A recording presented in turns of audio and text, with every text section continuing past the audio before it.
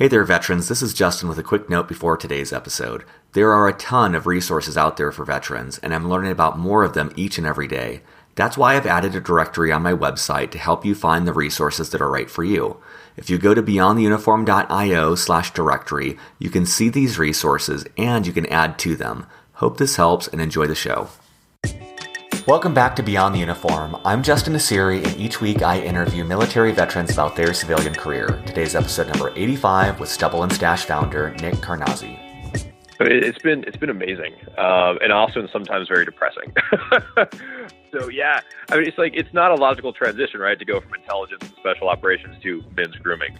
The top two reasons to listen to today's episode are, number one, startups. Nick started his first company directly out of the Marines and talks about how important it is to pick the right co-founder and have difficult conversations with them up front. And he talks about starting and growing his second company, Stubble and Stache, without any business school experience, but instead using books, free resources, other people, and programs like the Stanford Ignite program to help him scale his business. Number two, for-profit versus nonprofit. Stubble and Stache is a for-profit venture that donates a portion of their proceeds to help veterans. He talks about how he made the decision to be a for-profit rather than nonprofit venture and the big difference that can make in the impact a startup has. As always, at beyondtheuniform.io, there are show notes for each episode, where you'll find all the books, websites, and programs that Nick and I discussed today, as well as other great resources, including a free audiobook offer from audible.com. So with that, let's dive in to my conversation with Nick Karnaze. Joining me today in Washington, D.C. is Nicholas Karnaze. Nick, welcome to Beyond the Uniform. Thank you. Thanks for having me. So quick background for listeners, Nick is the founder and CEO of Stubble and Stache. It is a new breed of skincare for men and a company that also donates a large portion of their profits to high-impact charities that help veterans travel the road to recovery. Nick started out at the Naval Academy, after which he served in the Marine Corps for over 7 years as an intelligence officer in the Special Operations community. After the Marines, he served as the co-founder and CEO of the Stabilization Group, and then as a program lead at Prescient Analytics. So Nick, to start off, I always like to ask, at what point did you know you were going to leave the military, and how did you approach that decision? Yeah, so that was a tough call. So for me, like you mentioned, I started off as an intelligence officer after graduation. And then in 2007, I joined the newly formed Marine Forces Special Operations Command, which was or is the Marine Corps' component to the Special Operations community. And at the time, they wanted officers to do about 4 to 5 years within the command and then go back to the conventional Marine Corps. And the idea was you learn these unique skills, get these, just amazing experiences and kind of learn the Special Operations community. And then you bring those skills back and help make the Marine Corps better. The issue with that was after being in the community for 4 years, going back to conventional unit, it's a totally different lifestyle. People joke it's like going from driving a Ferrari to driving a Pinto. Of course, that's not really an accurate comparison, but for me, it was just okay. I was a senior captain. I was going to be pinning on major soon. The monitor wanted me to go out to a 3rd Recon in Okinawa, and I'd already done a tour out there. And, I was getting older and family was kind of at the forefront of my mind. I was like, okay, well, if I go to Oki and kind of get back into the cycle again, I'm not really going to have an opportunity to start a family. And then also during that last deployment in Afghanistan, that's where I met the gentleman who would become my co-founder for the Stabilization Group. So it was one of those things, that the jobs in the Marine Corps, especially during times of war, are so important that I knew my heart wasn't in it 100% anymore. And that was the time to kind of pull the ripcord and get out and give my seat up to someone who was, all in. And I knew just my heart, I was 95% there, but not 100. So that was a really difficult call to get out, but I figured it'd probably be best for the Marine Corps and my Marines. And so when you first got out, did you go directly into starting the Stabilization Group? I did. So I had a nice chunk of leave, saved up. So when I went terminal, I had a few months of paychecks coming in, and I'd also been able to save a decent amount of money. So the idea was I would leave the Marine Corps and move to DC, and then my business part at the time, Mike, he would leave USAID And he was going to stay in Buffalo and then, commute back and forth to DC frequently. So got out of the Marine Corps, stayed in the Wilmington, North Carolina area for a few months as we got things up to speed. And then I moved up to DC the fall of 2011, winter of 2011, and was couch surfing for a while as we tried to get the stabilization group up and running. And what was that? Actually, let me back up. So we were chatting just before we started recording about just the partner selection process, which seems to be one of the toughest spots with a startup. What advice do you have for veterans thinking of starting a company about how to find and vet a co-founder? Yeah, see, that's really hard. I don't think there's one tried or true formula. So with Mike and I, unfortunately, we don't even talk anymore. It seems like when partnerships go bad, they turn toxic and stay that way. I had met him in Afghanistan, and he was the development advisor to our higher headquarters, to our Special Operations Task Force. So he was assigned to them, kind of advising the sort of commander on all things kind of development related. And for me, I wore a number of hats at the company level with the Marine Special Operations Company. And we were doing a lot of kind of kill capture missions, typical, work. And it wasn't getting the desired results. And my boss, he's like, "Hey, Nick, if you can come up with a plan that might, help this out, let's do it." So, I applied as the intelligence officer. I had a team of over 15 intelligence analysts and collectors who were serving us directly. And so I kind of shifted the focus away from the insurgency, which we really understood, to some of the socioeconomic drivers that were resulting in the instability that we were facing. And through that, had this idea to do a road project, and we don't necessarily need to go into all the details, but it was successful. That's how Mike and I got to work together. We're on cell phones making these $1 million deals with a paving company out of Herat, just not quite sure what exactly we were doing, but it worked.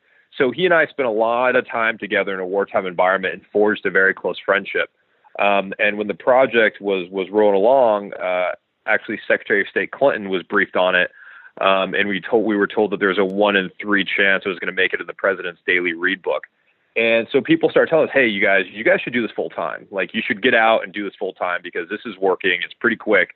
So it was just one of those things. It's not like I was on the search for a co-founder. It was like we did this work together in a wartime environment, and it worked out really well. And hey, some of the issues I talked about with my consideration staying in the Marine Corps, and Mike was the same way. And with USAID, he'd done a lot of work. He also worked for the State Department proper. And so we both decided to go all in on this project. But I think one of our biggest issues up front, we didn't have the hard conversation about, roles and responsibilities and what are the expectations.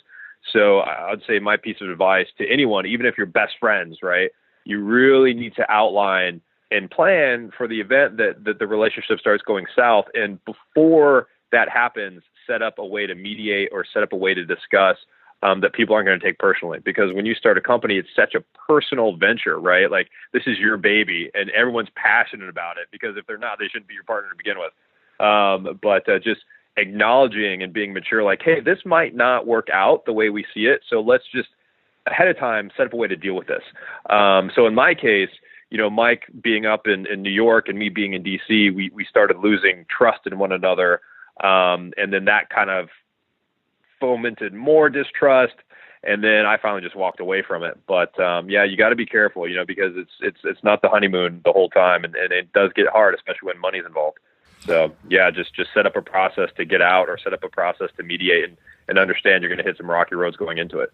I appreciate your willingness to speak openly about that. And it seems like it's the hardest thing to do is when you're in that honeymoon phase of a co-founder relationship, to start to discuss the divorce proceedings and the really, really awful stuff. And it seems like that does seem to be a consistent trend, as that's when it's the most valuable. And I just think it's interesting too, because some of my friends and some of the people I know who have had partnerships that went awry, it was from people they didn't really know that well, but it sounds like in this case that you guys had worked together. You had worked together also in extreme circumstances that you would think would cause a lot of these problems to be fleshed out. And so I think it underscores even more your advice of even if you know the person really well, have those awkward discussions up front, because they could prevent a lot of pain down the road. Absolutely. It's one of those things. It's going to be uncomfortable at the time, right? Because people might interpret it as, oh, you think this is going to fail? You think we're not going to be friends anymore? People can't interpret it that way. And it's like, no, not at all. We need to just plan for this contingency, because if we do this now and we're both level-headed right now and we can work it out. And so when things do get hot, right, when tempers are flaring, when people are depressed or upset, we can fall back on this discussion we had, during better times. And I think that makes, dealing with it a lot easier. And in our case, had we done that, we might have been able to resolve the differences, but, we didn't. And it was one of those things. It's like, okay, I'm just going to wash my hands and move on to other ventures. That's great. I mean, I also admire that as well. I think I think of one of my favorite instructors at business school who said, "Don't waste 3 years of experience. Don't get 1 year of experience wasting 3 years doing it." And I like that thought of, like, although I imagine it was difficult to be able to make the clean break early on, whereas it could have dragged out for years and years and years and sucks up more time and resources. And I'm curious, like, what led you to Prescient Analytics, and what was that experience like? So, yeah, that was actually just a wonderful series of events. So when I was in the Marine Corps, we were using this analytical software that was amazing. And I knew that I wanted to use that software in our company when we started the stabilization group. So I was connected with a gentleman who was a good friend of one of my buddies in the Marine Corps, Rennie, and then by circumstance or just randomly was also a good friend of one of my sister's really good friends, right? So, like, I had two friends from two totally different sides of the world recommending this guy to me when I mentioned I wanted to use this type of software. And at the time, Prescient was one of this particular company's largest partners. So if, you were a Marine Corps unit and you were using the software, you had guys or girls from Prescient on site helping you out, training you on it, helping you do some of your analytical work. So I met him originally because I wanted to use that software in the business, and they had a license so they could kind of help me out being a smaller business. So that's how I forged a relationship. And Pat, the gentleman's name, he was like, "Hey, Nick, if this doesn't work out, I could definitely use you here at our company." And, he was a West Point grad. I was a Navy grad, so I didn't hold against them. But, like, what, Pat, I might take you up on that. And when it looked like I was going to be walking away from the stabilization group, I called him up. I was like, "Hey, dude, remember that time when you said that you could use my help?" He's like, "Yeah, man, come on in. We'll do a little formality interview and we'll get you on the team." I was like, "Right on." So that's awesome. Yeah, it was just like a great kind of way to transition out of a bad relationship and into a good one. What was the genesis of Stubble and Stache? Like, do you remember the moment when you kind of had the idea for that? Yeah, so that, it was a tragic event that I've tried to make the most out of it. So in July of 2012, one of my really good friends, Justin Hansen, he was killed in Afghanistan. And he and I were in the same special operations unit together. He and I were actually rack mates when we went through selection, the process you have to go through before joining that community. So we became really close, despite the fact he was a sergeant, I was a captain. It didn't matter, right? Like, he was a really good friend of mine. And so when I left the company, they redeployed to the same area where we were before, and that's where he was killed. And, I got the phone call from one of my Marines, and I don't remember it. I just kind of being like frozen for about 30 minutes staring at my cell phone after I hung up. And I knew Justin had a beard when he was shot, so I decided to grow my beard out for his funeral. It's like, I'm going to do this. I don't know why. I need to do something. This is what I'm going to do. And when I started growing it out, if you've ever grown facial hair in the early stages, it starts itching. And I've always been a bit of a product guy. I've always used like moisturizers and sunscreen because I had a skin cancer scare when I was very young. Turned out to be nothing, but like skincare products were not foreign to me. So started growing the beard out, started to itch. It's like, okay, well, I want something for my beard. Started looking around, and at the time there wasn't that much on the market. So I was like, okay, well, I'm a bit of a nerd. I can make this. I can solve this problem. So I started mixing up in my kitchen. And then I was just joking with some of my classmates who happen to be in the Naval Special Warfare community. And they're like, "Hey, dude, I want that." I was like, "Oh, well, this could be a viable business." So that's how it all started. One of those need-based stories. I just love this image of you in your kitchen cooking up some. It's like the Breaking Bad of men's supplies is what I picture. Yeah, I was actually watching Breaking Bad in my kitchen, laughing at myself at how ridiculous this was. And if my Marines could see me like in my kitchen making lotion, right? Like, what would they think? What was the point when you decided to, like, when did this turn from like a project into I'm going to do this full time? So I've always kind of had the entrepreneur bug, going all the way back to like finding golf balls and reselling them on the golf course and whatever.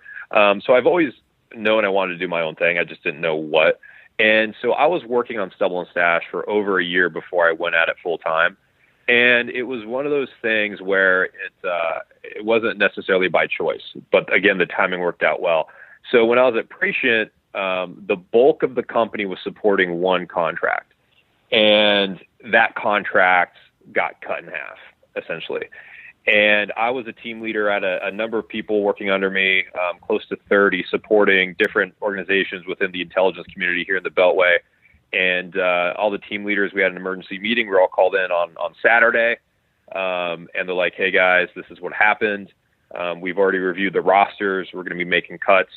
Those people are going to be let go on Sunday. And so my boss and Pat, they called me to the office like, hey, Nick, your team is taking the largest hit because the bulk of the funding cut affects, those projects. And because of that, we're going to have to let you go too. And we've already found some other jobs, some other companies that want to bring you on board. We'd be more than happy to make that happen, but we're so sorry. And I was like, hey guys, listen, if my team is going from 30 to 3 people, me as the platoon commander, I better be gone too. You know what I'm saying? Like that, that's not good if like the leader's alive and everyone else is, anyway. So like, Nick, what do you want to do? I was like, well, you know what? Like, I'm just about to launch the first product. I think I'm going to do Stubble and Stache full time.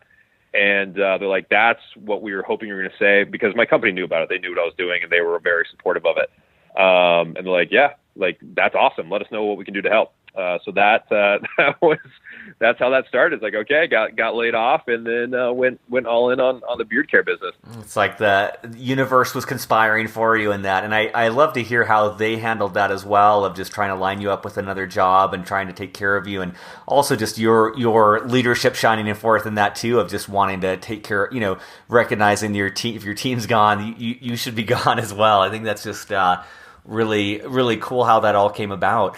I have a couple specific questions about Stubble Stache, but let's maybe just start with, what would you want listeners to know about your company? And in particular, I love this aspect that's philanthropic in the money that you make, or some of the money you make, which is very cool. Yeah. So from the beginning, I knew I wanted to have a philanthropic component. I actually thought about starting it as a nonprofit.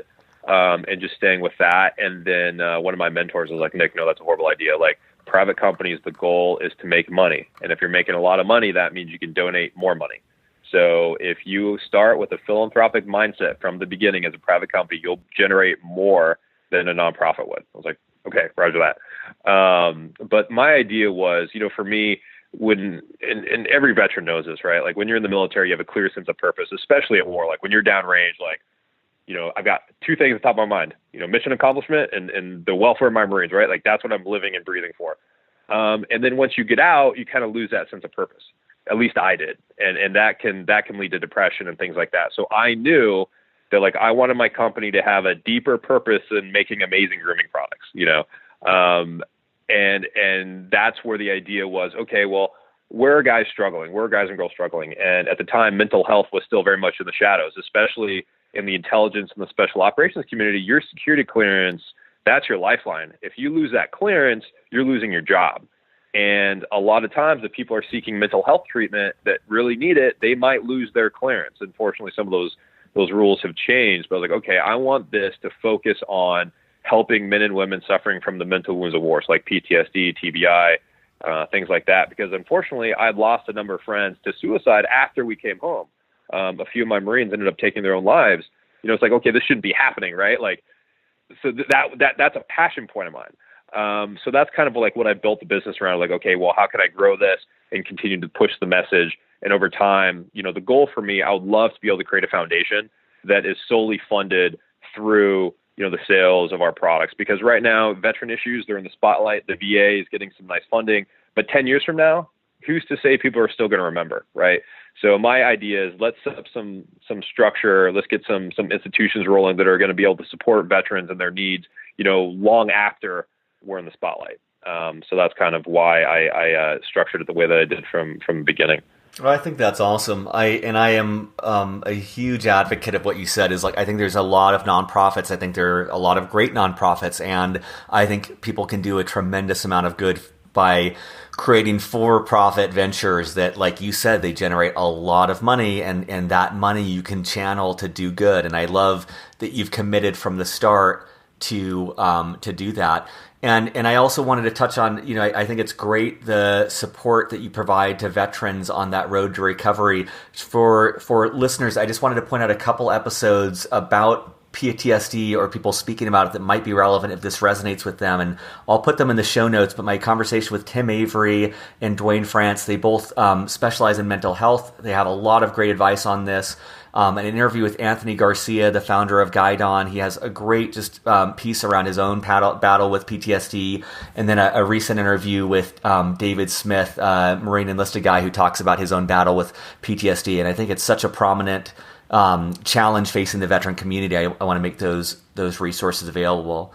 I wanted to ask, especially for veteran listeners who are thinking of starting their own company, how long was it until you were able to pay yourself some sort of salary? Yeah, it was, at least a year. It was a while before I drew, and to this day, I still pay myself like E2 or E3 pay. So,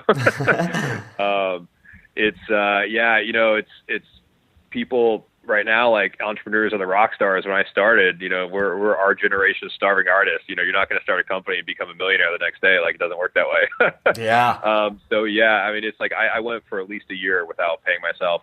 And in some cases, to this day, I only pay myself what my bills are. I try to keep my bills as low as possible. And I do have a disability rating from the VA, which was a surprise, but that little bit of added income has been a huge help in my ability to get this rolling. Your burn rate is always faster than you think it's going to be. So just understand that you're not going to be paying yourself soon. Yeah. Unless you're one of those really rare cases where you launch and you're doing hundreds of thousands of dollars a month, which would be awesome. But sadly, it doesn't always work out that way.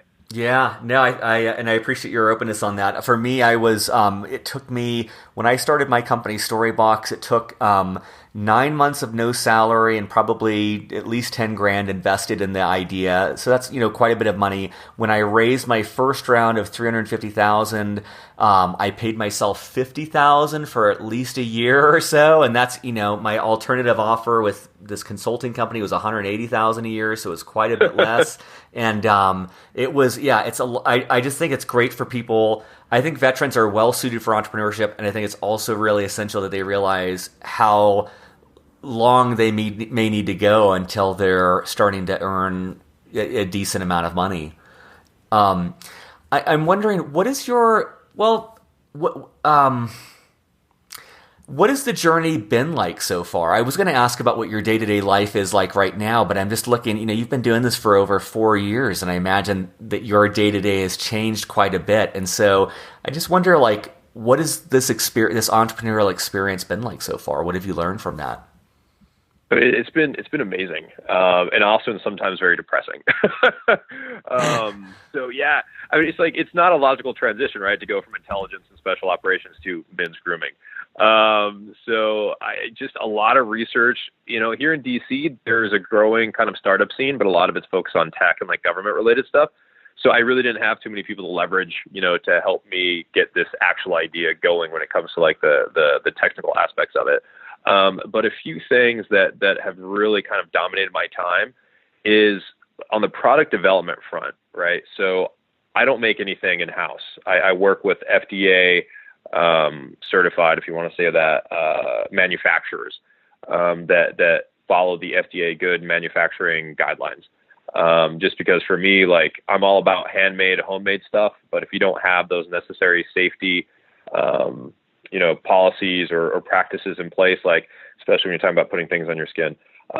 So getting to know that landscape and understanding, good manufacturers, and then also understanding the interaction between the actual product and the packaging that you use, because chemical reactions can occur. And in some cases, your product, the integrity isn't going to stay where you think where it should be. So just learning that the hard way. And the big thing for me is just working with graphic designers. I would say one of the hardest things that I've faced is finding a good design team. And for me, I was always kind of relying on friends and family who had recommendations and, trying to keep costs as low as possible. But in doing that, it actually set me back months and months in the process. So had I just bit the bullet and invested in a proper design firm early on, I would have been in a much better spot. That's not to say I wouldn't do it again the way that I did it, because I wanted to get to market quickly and then iterate from there. But that was something I didn't imagine I was going to be dealing with, trying to find a graphic designer. And then you spend months working together and you realize it's not going to pan out. And then you're back to square one. And then another thing that I'm doing a lot more of now, which I haven't been doing for the past few years, is that when I launched, I wanted the ability to scale quickly. So I outsourced my order fulfillment to a third-party warehouse, which is actually surprisingly common, because I figured, okay, I need to be the face of the brand. I need to be out at trade shows. I need to be at little pop-up markets. I need to be out, like, kind of drumming up business. I can't be packing orders. Well, after using that third-party fulfillment, service for a number of years, there were a few customer service issues that popped up. The company itself was great, but the way that they're structured just prevented them from doing certain things. And for us and our price point, I wanted to provide a certain customer experience, and we weren't providing that. And that's when I decided to take fulfillment back in-house. So the game plan has changed from, okay, we'll just have a really lean, workforce as we grow, outsource fulfillment to a warehouse. They'll handle it. We'll be good. Like, nope, bad idea. Bringing it back in-house. And by doing that, it's going to save me tens of thousands of dollars annually, just in like the different fees associated with using that. And now my goal is to build the brand, get proper, like small office warehouse space in DC, and then start hiring other folks full time. And part of their job description is going to be helping me pack orders, right? So like right now, it's like my stepdad helps pack orders, my girlfriend helps pack orders, I pack orders. That's what we're doing now, since it's not using the warehouse. But who thought you're going to do that? But it's interesting. I get a good sense of that's fulfilling to me to do that, because I feel like I'm connecting with the customer, because I like to package things a certain way, and I want them, when they open that up, to like feel it wasn't just some industrial like thrown in there, and like I include handwritten thank you notes in some cases, just like random fun stuff like that, because I want my brand to be perceived in a certain way. And when I was outsourcing, we weren't hitting that mark, right? So learned that one the hard way, brought it in. So now I'm spending a lot of time thinking about packaging and what's the best unboxing experience. How can I really make people feel good when they get their product, which I had thought about, but not nearly to this degree. So that's dominating my life right now.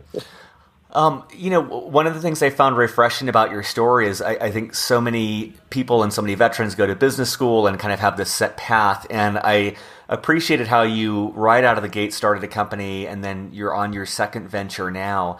I'm curious though, what skills, especially for someone who's maybe on active duty and thinking of starting something right out of the military, what are some of the skills that you feel like were necessary prior to your starting the company? And I'm not sure if you picked those up at Prescient, and I know we'll get into Stanford Ignite, but I'm wondering, what were some of the missing components that you felt were really important to have under your belt before starting your company? Yeah, so I, from the beginning, I knew I was kind of lacking in some of the finance and accounting areas. So I started reading a lot of books about that, because the language of business, we could talk military stuff all day, but when it comes to certain, terms and whatever you're using in the business world, I didn't have that. And I felt actually really insecure about that. So I started, reading a number of books and trying to understand better, like, okay, what are, some of the numbers I need to be looking at? Like, how do I just understand the money that goes into it? So people had told me that, your burn rate is going to be faster than you think. So I wanted to understand that. I really wanted to be able to budget and kind of see what I was working with. And if I take on investors, like, what type of terminology are they looking at, and I think I thought about that a little too soon. But then also just the procurement cycle in the civilian world, working with different providers of components and things like that. Like I really didn't understand that. So that was important that I could speak intelligently so they would take me seriously, as I didn't want to be perceived as like, oh, here's some random guy who wants to, make skincare products. Like he's not going to last that long. So I really want to understand how those, organizations operate so I could be a contributing member to the conversation and understand what they're providing. So I would say for most veterans that I've talked with, we all kind of have similar feelings of inadequacy when it comes to understanding the financials, which I think is a pretty big part of it. And surprisingly pretty easy to pick up if you dedicate some time. I'm not sure if that answers your question, but I would say for me, that was one of the biggest components. Yeah, no, totally. That opens up another question I was going to ask. And so you talked about books on finance. I'm curious in particular, anything that comes to mind for finance, but then also for any veteran aspiring to entrepreneurship, if there's any resources, books, podcasts, websites, anything that you found useful that they could, really take advantage of today to further their knowledge on either finance or entrepreneurship. Absolutely. So I started my research with the SBA website, and that just kind of opened a lot of kind of rabbit holes I started going down. And then one of a resource that's been a great help to me has been SCORE, which is actually supported by SBA, and they provide mentorship and classes. And where I used to live in Old Town, Alexandria, Virginia, they actually, another West Point grad set up a nonprofit that is an independent nonprofit, but kind of works for the city. They recently renamed it. It's called the Capitol Post, and their goal is to help veterans get their businesses off the ground. So they provide a lot of great mentoring and counseling resources, and they have weekly topics they discuss. So any type of mentorship that you can get early on is a huge help. So I found mine through SCORE. I think they have offices pretty much in every major city. They're nationwide. That was a huge help. Another one that was recommended to me by, a book that was recommended to me by one of my mentors is a book called The E-Myth Revisited. And he pretty much talks about entrepreneurship and kind of debunks some of the misperceptions, and also kind of gives you some hard reality of what it's like out there. And they talk a lot of numbers in regards to like failed businesses, and he provides some case studies. And that was very eye-opening to me. And then one that I've just been flipping through and going back recently is, I believe it's called Confessions of the Pricing Guy, or I can actually get the proper name for you. But one thing that a lot of people overlook is how do you set your prices? And I know we can get into this later, but at Stanford, they really made me appreciate the importance of, setting your price point. We didn't get into the technicals of that, when I was at Ignite, but this book really helped me understand some of the technical aspects of it. Now I'm going back to some of the professors at Stanford, like, hey, like, can you help me better understand this, which is awesome. But those three, and then of course your podcast. And also I really like How I Built This, that other podcast. That's one of my, that's my, that trumps all my other podcasts right now. I think, not sorry to jump in, but yeah, I love that podcast. So that's from Gimlet Media, and they have just such great access to the founder of Spanx, the founder of Sam Adams, the founder of Warby Parker. 30-minute episodes, super succinct, and they just dive deep on. I just think it's such a great, vivid appreciation of what startup life is like, and just the raw grittiness of it that these people go through. Yeah. Oh yeah, it's refreshing. It's one of those things that it's motivating, because you see these amazing companies, and you're like, gosh, how'd they do that, right? And then you hear like the humble beginnings, and like they hit speed bumps too, and for me, it's quite motivating. And then another book that, it's an old one, but another one of my early mentors recommended, I kind of go back to it, for a little motivation, is Think and Grow Rich by Napoleon Hill. I probably read that one once a year, but I like some of the parts in there. It helps me kind of keep my head up when I'm feeling a little beat down. That's awesome. And for listeners, I'll put the links in all the show notes to those books and podcasts. If you like audiobooks, Audible's given a free book to Beyond the Uniform listeners, so you can knock one of those out at Audible if you go to beyondtheuniform.io/books. What about Stanford Ignite? So at what point in your startup journey did you go there, and what was that experience like? So that was one of the best experiences in my life. So a good friend of mine, another entrepreneur, Alex Martin, he was the gentleman who recommended that I attend. He's like, you have to apply. You have to go. Like, whatever you do this. I'm like, okay. And, I kind of felt starting a company without my MBA, I was one of those guys that kind of felt like, well, do I have credibility in the business space?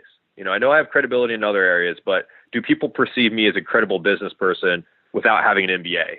And, over time, people told me like, no, you don't need your MBA, like, it's not worth it. And I started realizing that a little bit, but then I knew that there are certain skills that I was lacking. I was like, I wish I knew the right way to do this, or at least I wish I had a good, guiding light or left and right lateral limit, so I know that I'm on the right track. And I felt like I was missing some of these things. And then Ignite was the perfect fit for that, because I knew I didn't need like a full 2-year MBA, but I wanted some hard skills that I didn't have, and I wasn't confident that I was finding the right resources. So I went not last summer, but the summer before. So the summer of 2015, which I think was their second iteration for the post 9/11 veterans. And it was just amazing being around a group of like-minded veterans, and also the support from Stanford and the university and all the professors and the student body was just absolutely amazing. They told us that, hey, you're going to be treated just like our MBA candidates. We don't want you to think any differently. And we're like, oh, sure. It's like, yeah, right. They're not going to treat us the same, but they absolutely did. And I went to the reunion this past October that our reunion was coincided with a few of the MBA classes, and all the MBAs were asking about us, and just such an amazing community. And to have that support network and to have that access, I can't say enough, good things about it. And also just coming away with a specialized, education in the startup world, and getting some of these courses taught by some of the brightest minds, in the industry. It was just invaluable. And the fact that the Commit Foundation, provided so much financial support for it, I mean, you can't beat that. That's awesome. I'm curious, having gone, so I'm imagining you were 2 or 3 years into your second company when you did this. Do you have any advice for someone, whether, do you think you would have gotten more value before starting your business, or because you had the hands-on and actually been applying it, do you think you extracted more value from Ignite because you had those years under your belt? I think I took more value from it because I had the years under my belt. There were a number of people in my class that hadn't started their own companies. They thought about it, but they hadn't pulled the trigger yet. And there were topics that would come up, and you could tell the people that had their own companies because we were just focused and taking so many notes, right? Because we encountered this problem and we knew how valuable and important it was. But the people that hadn't started their own companies, they didn't appreciate it, so they weren't as focused. And also I could ask a lot of questions and get a lot of answers to things that I needed, in the real world. Would I have liked to have attended before I launched my company? Absolutely. I think that would have been a huge help. So I wouldn't have made some of the mistakes I made early on. But if I'm being totally honest, I think I probably took more from it having already launched my venture, because I had already encountered some issues. I had some questions. I knew where some of the gaps in my knowledge was, and I could actively move to fill those gaps. That's great. I mean, I think back to the Naval Academy and the guys and gals there who were prior enlisted. I mean, they went in and they were just laser focused. They knew it was going on. I was straight out of high school just figuring out what end was up, and they just honed in on career and class, and they just like blew things away. And my experience at business school as well was like coming straight from the military. I just had no context. And so while a lot of my classmates were delving super deep, I was learning like what investment banking was and what consulting was. And so it seems like I can imagine how having that experience, you were able to get a lot more value and apply it to real world situations that were allowing you to like not only benefit your business, but just get a firmer grasp on the concepts being taught. So I think that's really, really awesome. And just a great endorsement for Stanford Ignite. And I know I'll be having a couple people from that program on the show soon, but it seems like a really incredible resource for veterans to look at for those who are thinking of starting their own company. One thing I was going to ask is just what other advice would you, I know we've covered a lot of this already, but what other advice would you provide to veterans who are thinking of starting their own company? Yeah, so I would say, for veterans who are thinking about starting their own company, and also for service members who are thinking about getting out, starting your own company can be very lonely at times. And for me, when I was in the Marine Corps, I was living in Wilmington, North Carolina. All my friends were, MARSOC guys, and we all thought we were pretty chill. We weren't the belt fed, high and tight. So when it came time to separate, we thought that we were just going to assimilate and join the civilian population and do just fine, right? Well, I got out and moved up to DC, and then I quickly found that people appreciated my experience, but they didn't understand it. And I started feeling isolated because all of my good military buddies that were in DC moved away. So my military kind of support network, which I didn't think I was going to need, sure, I was going to have my close friends that were always going to be buddies. But I didn't appreciate how lonely it could be and how isolating it can feel to be surrounded by people who don't fully understand your position. So it took me longer than I like to admit, but that's when I started reaching out to different veteran organizations, trying to find veteran groups here in DC in addition to startup groups. Because almost like being a veteran, when you start your own company, only other founders or only other people in early stage companies can appreciate what you go through, just like only other veterans can appreciate, your the full extent of your military experience. So I really wish that I had a stronger kind of support network already established before I left the military, and then also before I started my company, because there are a lot of opportunities to get to know people and interact, and I just didn't capitalize on all those. So some of my, greatest advice, and I love giving it now, is to have that support network, whether you're about to get out of the military or you're about to start your own company, because it does get very lonely at times. And, people that are in it, we understand it, and there's always an open ear, it's like the support group, right? So that's one of the biggest things. And also too, it's going to take longer than you think. It's always going to take longer than you think. And I think that causes a lot of entrepreneurs to stumble, but veteran entrepreneurs, we're used to that, right? Like no plan survives first contact with the enemy. We're used to having setbacks. Like we can roll with it and not be horribly offended. So I think that's one of the strong points and one of the reasons why veteran entrepreneurs are so successful, is because our resiliency and that endurance that we have. But it's an amazing experience. Like it's going to be some of the best times of your life. It's also going to be some of the lowest points of your life. And just to appreciate that going in, and just maintain that kind of like positive mental outlook and that sense of humor. Those are some of the biggest things you can do to be successful. Yeah, I love that, man. I think that's so spot on. And, I feel grateful to have gone to business school at Stanford and love my experience there.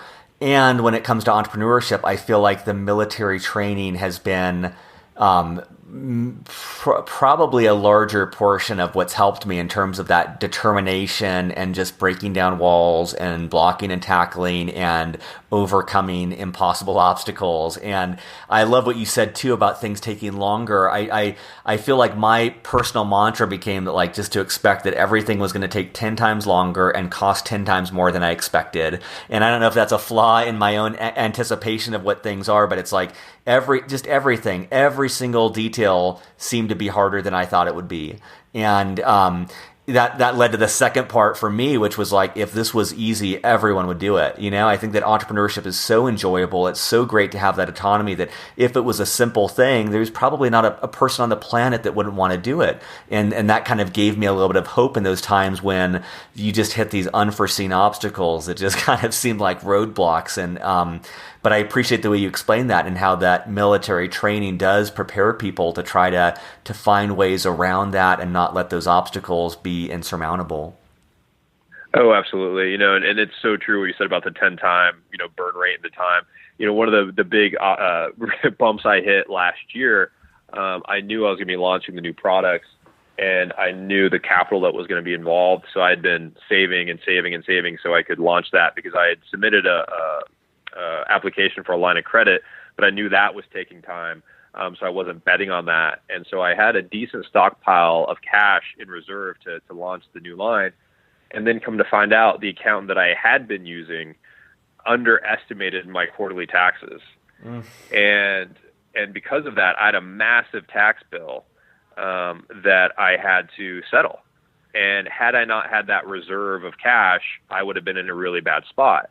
So, okay, well, this cash was for the launch, and now it's going to pay these back taxes, and which delayed the launch, but you just roll with it. So you just figure out other ways, how can I decrease my expenses, increase my profitability so we can start making that money back, for the launch. And God, that talk about a punch to the gut. Like that took the wind out of my sails. But you keep pushing through it. So the way it goes. Oh man. Were there any habits, I think that there's so many habits that we've talked about that serve us well as veterans in the civilian workforce. I'm just wondering the counterexample though, is there any habits that you felt like you needed to break or anything that you needed to overcome coming from a military background to be successful in the civilian career? Yeah, so this is a tough question because, I know I did it a little bit and I see other veterans doing it and it seems more at the officer and senior enlisted level when people get out and they still try to carry their rank with them. That's off-putting to a lot of people.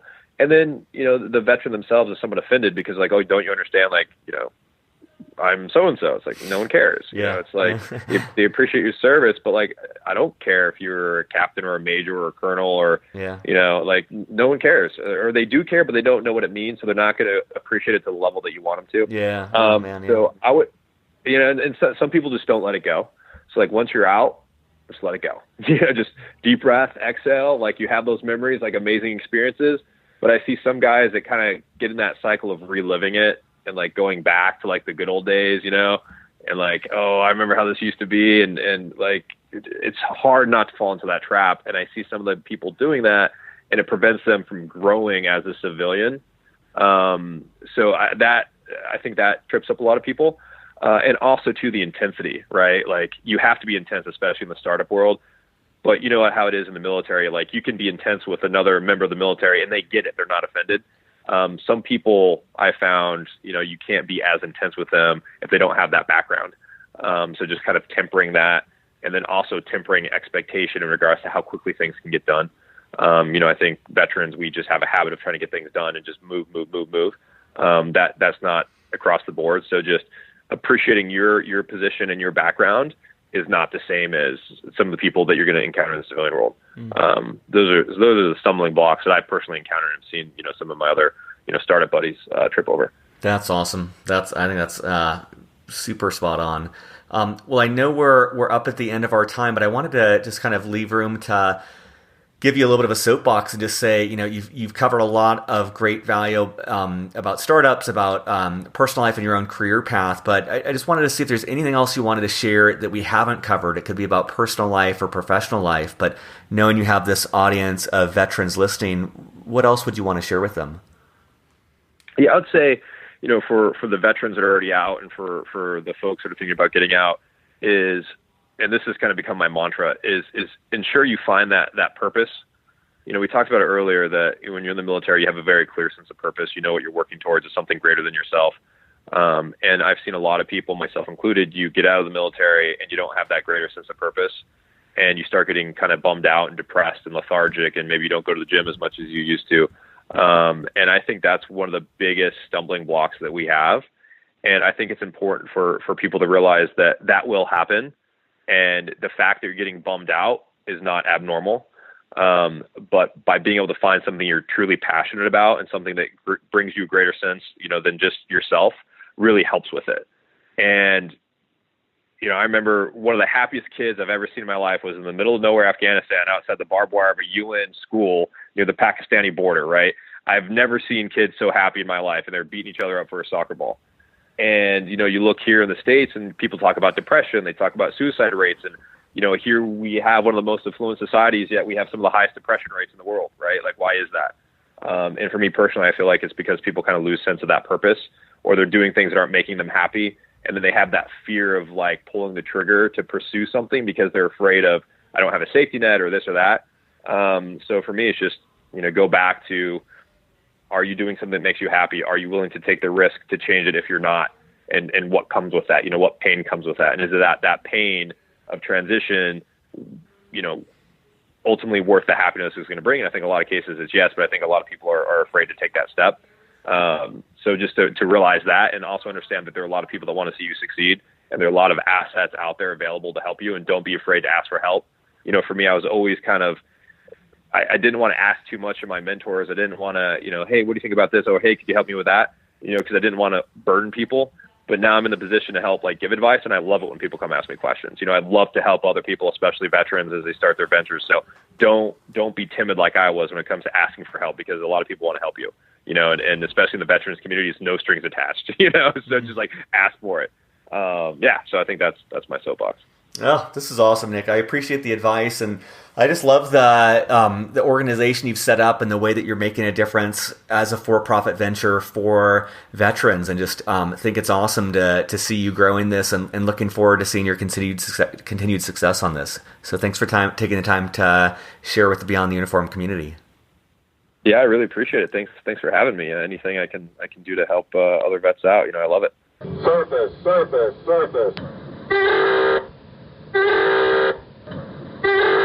Thanks for listening. 3 important notes before you go. First, Audible.com is offering a free audiobook for Beyond the Uniform listeners. I love Audible. I get 3 books a month, and it's a great way to use net, or no extra time, to polish off books while you run, drive, etc. If you go to beyondtheuniform.io/books, you'll not only find this offer, but you'll also find a list of every single book that has been recommended on this show. One in particular I'd recommend is The Hard Thing About Hard Things. This is a great story of determination and also a glimpse at what startups are really like. That's at beyondtheuniform.io/books. Second, there are so many great resources out there for veterans, it can be difficult to know all about them. That's why at beyondtheuniform.io/directory, you'll find a list of every single resource that's been mentioned on the show or that I've been able to find. You can also add your own if you find one I've missed. Lastly, I've put together several different free ebooks that provide data for veterans about their civilian career possibilities. This quantitative information serves as a great complement to the qualitative interviews I do each week. Go to beyondtheuniform.io, click on resources, and you'll be all set. Have a great week, and I'll be back next week with more interviews with military veterans about their civilian career.